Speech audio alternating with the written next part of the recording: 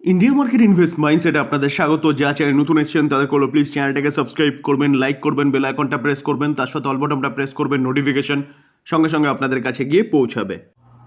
Sir Nifty ফিফটিকে দেখলে দেখা যাবে লাস্ট ট্রেডিং সেশনে অর্থাৎ 11 তারিখ নিফটি প্রায় 2% মতন একটা ভালো আপসাইড মুভমেন্ট দেখিয়েছে, যেখানে ওয়ার্ল্ড মার্কেট কিন্তু আরও ভালো মুভমেন্ট দেখিয়েছিল। এই যে মুভমেন্টটা আমাদের দেখিয়েছে না 11 তারিখ, এটা কিন্তু রেসিপ্রোকাল ট্যারিফ যে উঠিয়ে দিয়েছিল তার বেসিসে বলতে পারেন।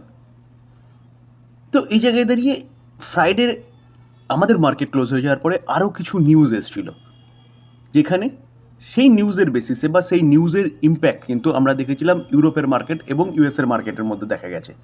দেখুন ফ্রাইডেতে দেখলে দেখা যাবে ডাউ 1.5%-এর ওপর একটা ভালো মুভমেন্ট দেখিয়েছে, S&P 500 1.81% এবং ন্যাসড্যাকও কিন্তু 2% মতন একটা ভালো মুভমেন্ট দেখিয়েছে।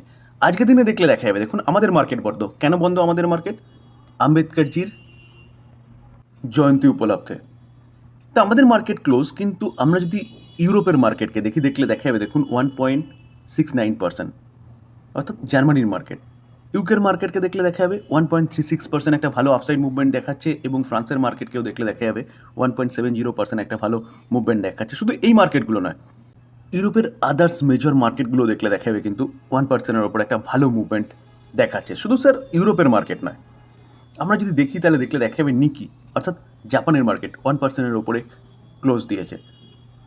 আমরা যদি অস্ট্রেলিয়ার মার্কেট দেখি সেটাও কিন্তু 1%-এর ওপরে, এবং যদি চায়নার মার্কেটগুলো দেখি সেগুলো কিন্তু পজিটিভ রয়েছে, এবং হ্যাংসেংকে দেখলে দেখা যাবে প্রায় 2% মতন একটা ভালো মুভমেন্ট দেখাচ্ছে। তো ওয়ার্ল্ড মার্কেট এতটা ভালো মুভমেন্ট দেখানোর পিছনে কারণ কি? যেখানে কারণ কিন্তু সেই ইউএস বা সেই ডোনাল্ড ট্রাম্প। আমরা দেখেছিলাম যে রিসেন্টলি ডোনাল্ড ট্রাম্প 90 ডেজের জন্যে ট্যারিফ পজ করেছে। যদি এই পজের পিছনে কারণ দেখেন তাহলে কারণ হচ্ছে মাল্টিপল কারণ আছে, সেটা ইউএসের ইকোনমিকে নিয়ে। যেখানে 1 নম্বর কারণ বললে বলা চলে যে বন্ড ইল্ড কন্টিনিউয়াসলি বাড়ছে। দেখুন দেখলে দেখা যাবে বন্ড ইল্ড কত চলে গেছিলো, প্রায় 5%-এর কাছাকাছি চলে গেছিলো, তো এখন ট্রেড করছে 4.5%-এ। এই বন্ড ইল্ড কখন বাড়ে? ইকুইটি মার্কেটের সাথে বন্ড মার্কেটের কিন্তু একটা হচ্ছে বিপরীত সম্পর্ক। যখন ইকুইটি মার্কেট বাড়ে তখন বন্ড ইল্ড কম থাকে, এবং যখন ইকুইটি মার্কেট পড়ে তখন বন্ড ইল্ড বাড়তে থাকে, অর্থাৎ বন্ড মার্কেট কিন্তু বাড়তে থাকে। তো সিকিউর 4.5% যেখানে রিটার্ন পাওয়া যাবে সেখানে সাধারণত ইউএসের মানুষ সেই জায়গাটাকেই বেছে নেয়, যার জন্য ইকুইটি মার্কেট কন্টিনিউয়াসলি পড়ছিল। কারণ এখানে সিকিউর ইনকামটা পাওয়া যাচ্ছিল বন্ড ইল্ড থেকে বা বন্ড মার্কেট থেকে। ইউএসের এই ট্যারিফ পদক্ষেপের ফলে ডলার ইন্ডেক্স কন্টিনিউয়াসলি উইক হচ্ছিল, যেখানে ডোনাল্ড ট্রাম্প আসার পরে ডলার কিন্তু 1,10,এ চলে গেছিলো। তো সেখান থেকে ডলার কন্টিনিউয়াসলি উইক হতে হতে কিন্তু 100-র নিচে চলে এসছে। ডলারের একাধিপত্যের পতন ঘটছে, বা বলতে পারেন ডলারের ডিপেন্ডেন্সি কমছে, যার জন্যে ডলার কন্টিনিউয়াসলি পড়ছে, এবং ডলারের এগেনস্টে বাদবাকি দেশগুলোর মুদ্রা কিন্তু বাড়ছে, যেটা ইউএসের জন্য খুব খারাপ।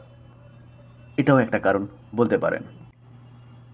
আমরা দেখেছি যে ডোনাল্ড ট্রাম্প ট্যারিফ আরোপ করেছিল, এবং তারপরে সেই ট্যারিফকে পজ করেছে। পজ করার পিছনে যদি কারণ বলেন তাহলে কারণ হচ্ছে ইউএস ব্যাপকভাবে ক্ষতিগ্রস্ত হচ্ছিল এই ট্যারিফের আনসার্টেনিটির জন্যে। কারণ কারণ ওয়ার্ল্ডের প্রায় অনেকগুলো দেশের সাথে কিন্তু তারা পাঙ্গা নিয়েছিল এই ট্যারিফকে নিয়ে, যেখানে প্রতি কটা দেশ চায়নার মতন আস্তে আস্তে পদক্ষেপ নিচ্ছিল, যেখানে আমরা দেখেছিলাম যে ইউরোপ ইউনিয়নও কিন্তু পদক্ষেপ নিয়েছে। তো সেই ইউরোপ ইউনিয়নও সেই তার পদক্ষেপটাকে পজ করেছে, কারণ ডোনাল্ড ট্রাম্প 90 ডেজের জন্য পজ করেছে বলে। তো সেই জায়গায় দাঁড়িয়ে এইভাবে যদি প্রতি কটা দেশ তার উপর পদক্ষেপ নিত তার ট্যারিফের ওপর, অর্থাৎ ইউএসের ট্যারিফের ওপর, তাহলে কিন্তু ইউএসের ইকোনমি কোলাপস করতো, ইউএস রিসেশনে যেত, যেটা বিভিন্ন মহল থেকে শোনা যাচ্ছিল, সেটাই বাস্তবে হতো।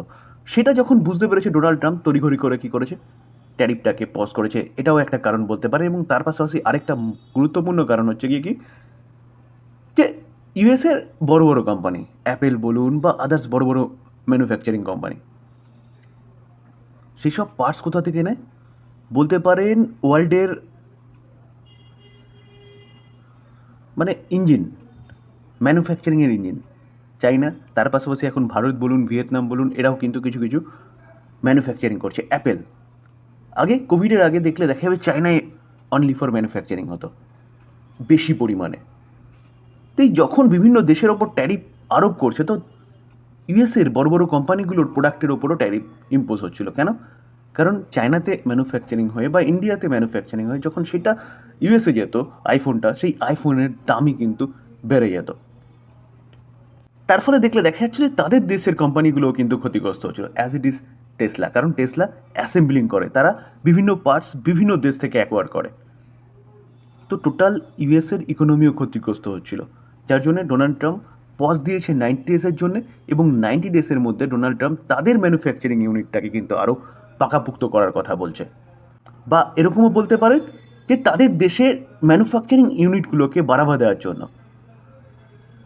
ডোনাল্ড ট্রাম্পের পদক্ষেপ ঠিকঠাক আছে, কারণ তাদের দেশের কোম্পানিগুলো বিদেশে বিজনেস করতে গেলে ব্যাপক পরিমাণে ট্যারিফের সম্মুখীন হয়। তো তাই ইউএসও বিভিন্ন গুডসের ওপর ট্যারিফ বাড়িয়েছিল। পদক্ষেপ ঠিক আছে, কিন্তু ইমপ্লিমেন্টেশনে কিন্তু একটু গণ্ডগোল ছিল, যার জন্যে ইউএসের ব্যাপক একটা ক্ষতির সম্মুখীন হতে চলেছিল। তো এই জায়গায় দাঁড়িয়ে কিন্তু ঠিক সময়ে বুঝতে পারাতে তাই ডোনাল্ড ট্রাম্প কিন্তু 90 ডেজের এই পজটা ইম্পোজ করেছে। কারণ এতগুলো দেশের সাথে একসাথে পাঙ্গা নিলে ইউএসের ইকোনমি শেষ হয়ে যেত। তার জন্যেই ইউএসের মার্কেট ডাউকে দেখলে দেখাবে যেটা কোভিডের সময় যেরকম পড়েছিল তার থেকে ভয়ানক পতন দেখিয়েছিল এই ট্যারিফ ইম্পোজ করার জন্য। সেই ডাউ দেখলে দেখা যাবে। ন্যাসডাককে দেখলে দেখা যাবে, দেখুন ন্যাসডাকেও কিন্তু লাস্ট 5 দিনে ব্যাপক একটা মুভমেন্ট দেখিয়েছে, কত 11.5%-এর ওপরে মুভমেন্ট দেখানোর পিছনে কারণ কিন্তু ডোনাল্ড ট্রাম্পের এই ট্যারিফের পজ। আমাদের মার্কেট বন্ধ, কিন্তু আমাদের মার্কেট যে সময় চলে সেই সময় কিন্তু ডাউয়ের ফিউচার চলে। তো ফিউচারকে দেখলে দেখা যায় ফিউচার কিন্তু আজকের দিনেও পজিটিভ 0.74% হারে।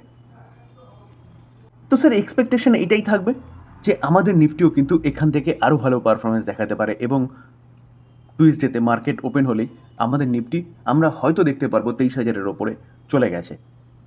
কারণ ওয়ার্ল্ডে কিন্তু একটা বলতে পারেন যে আনসার্টেনিটি চলছিল, সেই আনসার্টেনিটি রিকভারি করেছে ইকোনমিতে। তো এই জায়গায় দাঁড়িয়ে নিফটি কিন্তু ভালো পারফরমেন্স দেখাতে পারে, কারণ আমাদের নিজেদের মাহল কিন্তু যথেষ্ট স্ট্রং রয়েছে বা ভালো রয়েছে। যেখানে আরবিআই রেট কাট করেছে, মার্কেট কোনো অ্যাকশান দেখায়নি। যেখানে ট্যাক্সের স্ল্যাব বাড়ানো হয়েছে, মার্কেট তেমন কোনো অ্যাকশান দেখায়নি। ফার্স্ট টাইম যে আরবিআই রেট কাট করেছিল সেখানেও মার্কেট তেমন কোনো অ্যাকশান দেখায়নি। তো মার্কেটে ব্যাপক পরিমাণে লিকুইডিটি এসছে, যেখানে আমাদের ইকুইটি মার্কেট ভালো করতে পারে। তো এই ছিল আলোচনা। যদি আলোচনা ভালো লাগে, যারা চ্যানেল নতুন এসেছেন তার করলে প্লিজ চ্যানেলটাকে সাবস্ক্রাইব করবেন, লাইক করবেন, বেল আইকনটা প্রেস করবেন, তার সাথে অল বাটনটা প্রেস করবেন, নোটিফিকেশন সঙ্গে সঙ্গে আপনাদের কাছে গিয়ে পৌঁছাবে। থ্যাংক ইউ, ভালো থাকবেন।